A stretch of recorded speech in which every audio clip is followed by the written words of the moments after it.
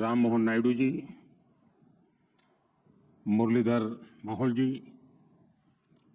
IIT board of governance के chairman Pieter Elbers ji, IIT के director general Willie Walsh, IndiGo के managing director Rahul Bhatia ji, अन्य सभी महानुभाव, देवी और सज्जनों, आईआईटी की 81st एनुअल जनरल मीटिंग और वर्ल्ड एयर ट्रांसपोर्ट समिट में मैं आप सब अतिथियों का भारत में स्वागत करता हूं, आपका अभिनंदन करता हूं। ये कार्यक्रम 4 दशक बाद भारत में हो रहा है। इन 4 दशकों में भारत में बहुत कुछ बदल चुका है। आज का भारत पहले से कहीं ज्यादा आत्मविश्वास से भरा हुआ है।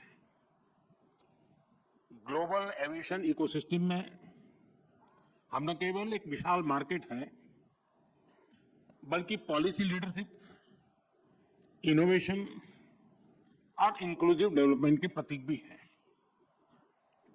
आज Bharat global space aviation convergence का एक उभरता हुआ लीडर है।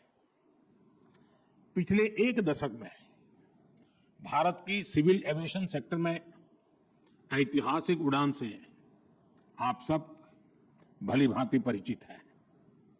साथियों, ये समिट, ये डायलॉग एविएशन के साथ ही ग्लोबल कॉपरेशन, क्लाइमेट कमिटमेंट्स और इक्विटेबल ग्रोथ के शेयर्ड एजेंडा को आगे बढ़ाने का एक माध्यम भी है। इस समिट में आप जो चर्चा कर रहे हैं, उससे ग्लोबल एविएशन को नई दिशा मिलेगी। मुझे विश्वास है हम इस सेक्टर की इन्फिनिट पॉसिबिलिटीज को टैप कर पाएंगे, उन्हें और बेहतर ढंग से यूटिलाइज कर पाएंगे। फ्रेंड्स, आज हम सैकड़ों किलोमीटर की दूरी, इंटरकॉन्टिनेंटल जर्नी केवल कुछ घंटों में तय कर लेते हैं, लेकिन 21st सेंचुरी की दुनिया के सपने हमारी इन्फिनिट इमेजिनेशन रुकी नहीं है। आज इनोवेशन और टेक्नोलॉजी अपग्रेडेशन की स्पीड पहले से भी कहीं तेज है, और हमारी स्पीड जितनी तेज हुई है, हमने उतनी ही डिस्टेंट डेस्टिनेशन को अपनी डेस्टिनी बनाया है। आज हम एक ऐसे मुकाम पर खड़े हैं जहां हमारे ट्रैवल प्लान केवल धरती के शहरों तक सीमित नहीं है। इंसान आज स्पेस फ्लाइट्स और इंटरप्लेनेटरी यात्राओं को भी कमर्शलाइज करने, उसे सिविल एविएशन के लिए खोलने के सपने देख रहा है। ये बात सही है, इसमें भी समय है, लेकिन ये बताता है कि आने वाले समय में एविएशन सेक्टर कितने बड़े ट्रांसफॉर्मेशन और इनोवेशन का केंद्र बनने वाला है। भारत इन सभी संभावनाओं के लिए तैयार है।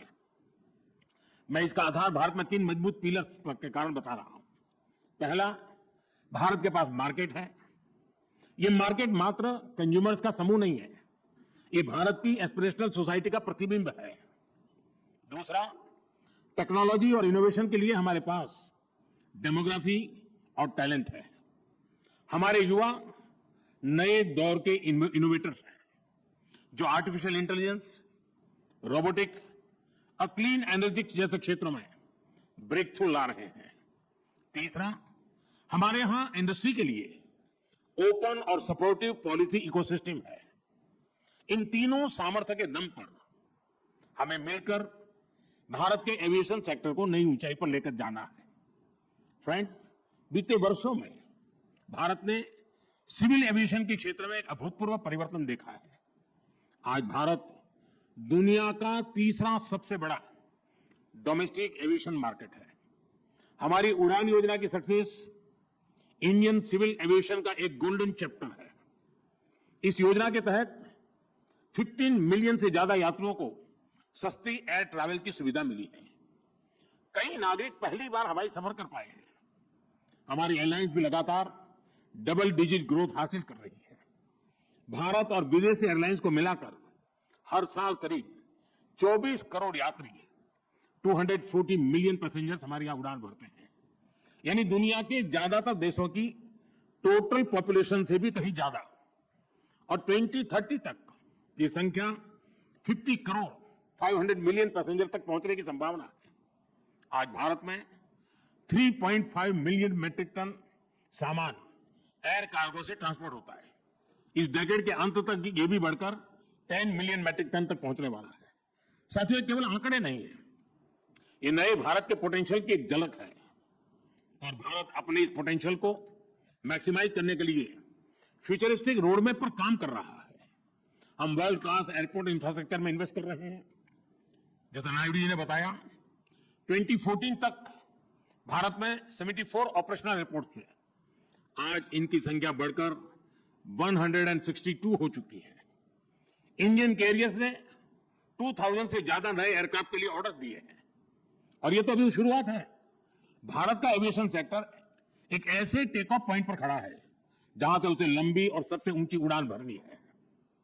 और ये उड़ान केवल भौगोलिक सीमाओं को पार नहीं करेगी, बल्कि दुनिया को सस्टेनेबिलिटी, ग्रीन मोबिलिटी और इक्विटेबल एक्सेस की दिशा में भी ले जाएगी। फ्रेंड्स, आज हमारे एयरपोर्ट्स की हैंडलिंग कैपेसिटी हर साल 500 मिलियन यात्रियों तक पहुंच चुकी है। भारत आज दुनिया के उन गिने चुने देशों में है जो टेक्नोलॉजी के जरिए यूजर एक्सपीरियंस के नए स्टैंडर्ड सेट कर रहा है। हम सेफ्टी, एफिशिएंसी और सस्टेनेबिलिटी पर भी उतना ही फोकस कर रहे हैं। हम सस्टेनेबल एविएशन फ्यूल्स की ओर बढ़ रहे हैं, ग्रीन टेक्नोलॉजीज में निवेश कर रहे हैं, कार्बन फुटप्रिंट्स घटा रहे हैं। हम प्रोग्रेस और प्लेनेट की सुरक्षा दोनों सुनिश्चित कर रहे हैं। साथियों, ये हमारे जो विदेशी अतिथि हैं, मेरा उनसे आग्रह है कि आप डिजी यात्रा ऐप के बारे में जरूर जानिएगा। डिजी यात्रा ऐप डिजिटल एविएशन का एक उदाहरण है। ये फेशियल वेरिफिकेशन टेक्नोलॉजी के माध्यम से एयरपोर्ट एंट्री से लेकर बोर्डिंग गेट तक सीमलेस यात्रा का कंप्लीट सॉल्यूशन है। कहीं कोई पेपर, डॉक्यूमेंट्स, आईडी दिखाने की जरूरत नहीं।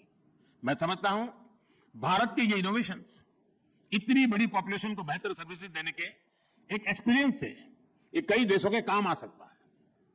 यह सिक्योर और स्मार्ट सॉल्यूशन का एक ऐसा मॉडल है जो ग्लोबल साउथ के लिए भी प्रेरणा बन सकता है। साथियों, भारत की तेजी से एक्सपांड कर रहे एविएशन सेक्टर के पीछे एक और बड़ा कारण है consistent reforms. Bharat global manufacturing hub बने, इसके लिए हम हर तरह से कदम उठा रहे हैं। इस साल के बजट में हमने मिशन मैन्युफैक्चरिंग घोषित किया है। इसी वर्ष हमने भारत की पार्लियामेंट में, जैसा नायडू जी ने अभी बताया, protection of interest in aircraft objects bill पारित किया है। इससे केपटाउन कन्वेंशन को भारत में कानूनी ताकत मिली है। अब एयरक्राफ्ट लीजिंग करने वाली ग्लोबल कंपनियों के लिए भारत में नया मौका खुल रहा है। आप सभी को गिफ्ट सिटी में मिल रही छूट के बारे में भी जानकारी है। गिफ्ट सिटी के इंसेंटिव्स ने भारत को एयरक्राफ्ट लीजिंग का एक अट्रैक्टिव डेस्टिनेशन बना दिया है।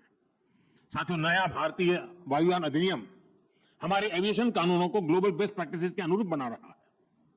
यानी भारत में एविएशन सेक्टर के कानून सहज है, नियमों में सहूलियत है और टैक्स स्ट्रक्चर सरल है। इसलिए दुनिया की बड़ी एविएशन कंपनियों के लिए भी भारत में निवेश के लिए एक बेहतरीन अवसर है। फ्रेंड्स, एविएशन सेक्टर में ग्रोथ का मतलब है नई उड़ान, नए रोजगार और नई संभावनाएं। एविएशन सेक्टर में pilots, crew, engineers, ground staff सभी के लिए नए मौके बने हैं।